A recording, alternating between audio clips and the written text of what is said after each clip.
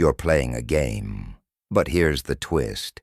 You don't even know the rules, and worse, you don't realize you're already losing. Life isn't a game played on polished marble, not a ballroom duel with elegant moves and soft music. No, your game unfolds in shadows, where silence is louder than words, and the pieces, they're strangers you've never truly met. You're pushing pawns, but is that what you really are?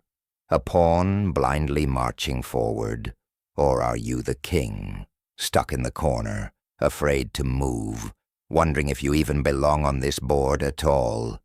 Here's what's strange. You spend all your energy trying to look strong, to appear smart, to charm your way through the chaos. But in the process, you've forgotten the one move that matters, knowing who you are. Because the king doesn't need to rush. He doesn't need to conquer every square. His power is quiet, hidden in stillness, in knowing what's worth defending. But you wake up every day convinced you must prove yourself. To someone, to everyone, even to the shadow in the mirror.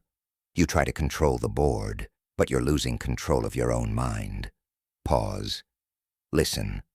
You are the king, not because of your speed, not because of your charisma. You're the king because without you, the game doesn't exist.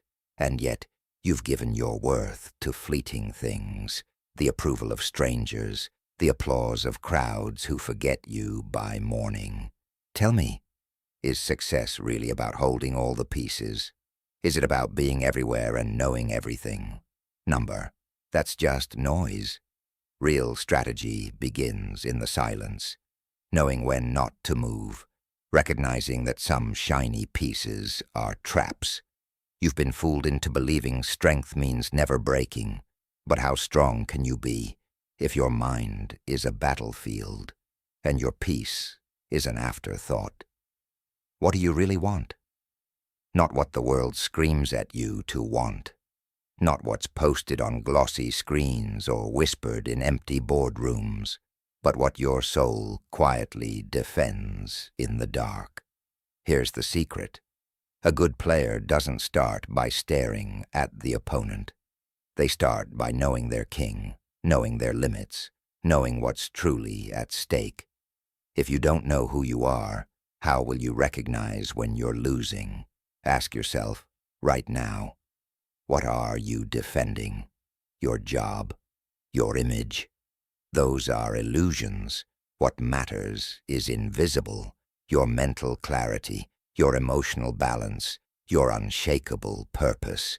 Because when those break, everything else crumbles with them. But you ignore it. You hide behind empty goals and applause, thinking admiration will bring peace. It won't. The world can cheer while you fall apart inside. What good is a queen if your king is broken? You've played this game like a rook, straight, predictable, unafraid to move, but blind to what's behind you. But the king moves slowly. He watches. He protects himself. He doesn't win by attacking recklessly. He wins by resisting, by knowing when to strike and when to wait. Because the king who rushes dies first. Do you feel it? Every time you deny yourself, every time you pretend instead of feeling, you lose a piece of your soul. And still, you wonder why peace feels out of reach. It's because your inner castle is in ruins, walls built on appearances, while inside, everything decays.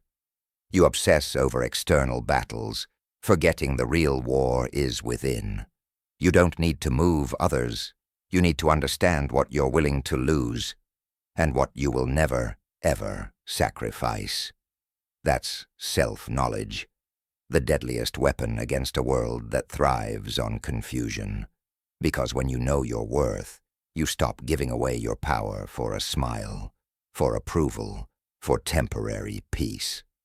How long will you keep pretending? How long will you call chaos success? This isn't about winning. It's about survival, holding on to your core, even when the world falls apart. Because if the king falls, the game is over. And here's a brutal truth.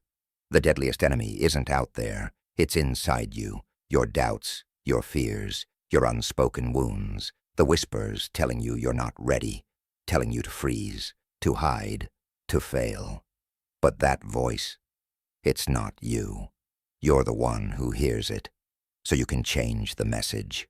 True leadership begins not with others, but with your own mind, silencing fear, choosing clarity amidst chaos, because chaos will never disappear. What changes is your ability to navigate it. The world celebrates winners, but it respects those who survive without losing themselves. Because success without peace, it's just noise, empty applause, a crown too heavy to bear. So ask yourself, do you want to win, or do you want to survive with your soul intact? Only one of those leads to freedom. No, this isn't about being invincible.